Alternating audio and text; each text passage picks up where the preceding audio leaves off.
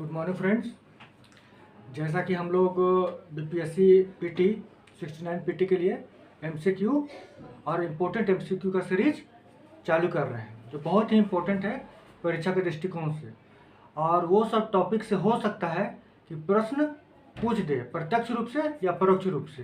लेकिन वो सब टॉपिक चूँकि बहुत ज़्यादा ही चर्चा का विषय रहा है देश विदेश में, तो उससे क्वेश्चन बनने का संभावना बहुत ज़्यादा रहता है। जैसे कि आप देख सकते हैं कि मणिपुर से इम्पोर्टेंट जितना भी एमसीक्यू बन सकता है। हमें पता है कि अभी मणिपुर में हिंसा हुआ है, हिंसा के कारण इसका देश और विदेश में चर्चा हुआ है। तो हो सकता है कि प्रत्यक्ष या परोक्ष रूप से मणिपुर से कुछ भी प्रश्न वो पूछ सकता है, घुमा के फिरा के या फिर डायरेक्ट रूप से।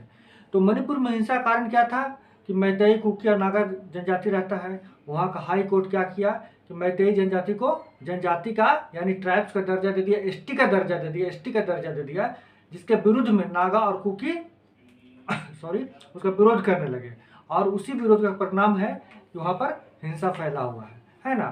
तो इसका कुछ कुछ मणिपुर से रिलेटेड डायरेक्ट इनडायरेक्ट कुछ क्वेश्चन बन सकता है। उसका एक एमसीक्यू तैयार किए हैं जो आप देख लीजिए, है ना। जैसे पहला क्या है कि मणिपुर का पुराना नाम क्या है, पूछ सकता है। मणिपुर से रिलेटेड मणिपुर का पुराना नाम क्या है, तो ये है क्लैंगपाक। मणिपुर का पुराना नाम क्या है, क्लैंगपाक, क्लैंगपाक, ठीक है। मणिपुर का भारत में विलय क्या हुआ था, ये बहुत ही इंपॉर्टेंट क्वेश्चन है, इसको स्टार कर लीजिए आप। मणिपुर का भारत में विलय कब हुआ था, कब विलय भारत में हुआ था, तो 21 सितंबर 1949 को हुआ था। 21 सितंबर 1949 को मणिपुर एक अलग राज्य था, है ना, उसका विलय भारत में हुआ।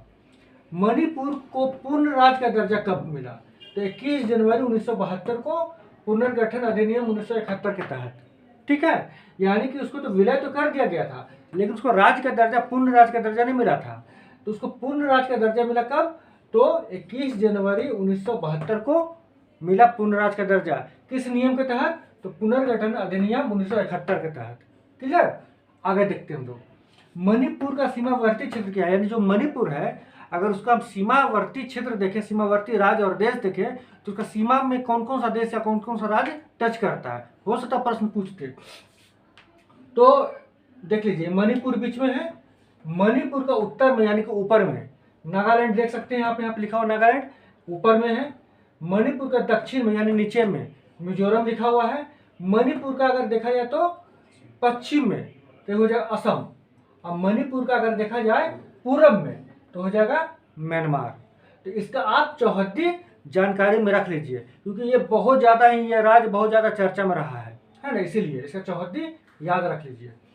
फिर देखिए क्या है कि मणिपुर का प्रमुख जनजाति क्या है। ये समस्या जो मणिपुर में जो भी हिंसा हो रहा है, जो भी समस्या हो, तो मणिपुर का जनजाति के कारण ही हो रहा है। तो जनजाति एकदम याद रख लीजिएगा, मैतेई, नागा और कुकी।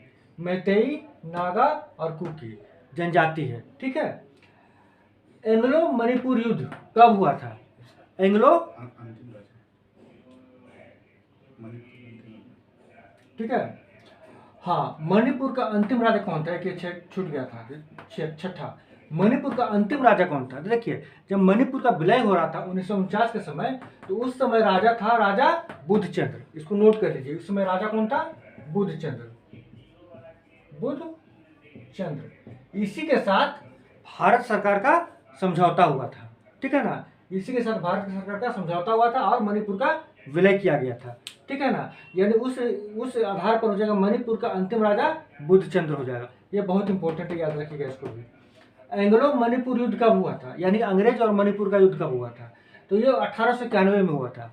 1891 के युद्ध के बाद अंग्रेज मणिपुर को पूरी तरह से कब्जा में ले लिया और उसका अपना एक अंग्रेज का एक रियासत बन गया था। कौन, अंग्रेज का रियासत बन गया था मणिपुर। और कब तक रहा, आज़ादी तक, यानी 1947 तक। 1947 तक अंग्रेज का रियासत बनकर रहा मणिपुर। 47 में आज़ाद हुआ तो मणिपुर एक राज्य के रूप में उभरा। भारत का उस समय अंग नहीं था, वो एक स्वतंत्र राज्य के रूप में उभरा। उसका राजा था बुद्धचंद्र। फिर 1949 में बुद्धचंद्र और यानी कि मणिपुर का राजा बुद्धचंद्र और भारत का साथ समझौता हुआ और उसके तहत मणिपुर का विलय हो गया। क्लियर, आगे बढ़ते हैं हम लोग। मणिपुर की राजधानी क्या, इम्फाल। जैसा कि आपको पता ही है मणिपुर का राजधानी इम्फाल है, लेकिन हो सकता है परीक्षा में कभी कभी आसान प्रश्न भी फंसा देता है।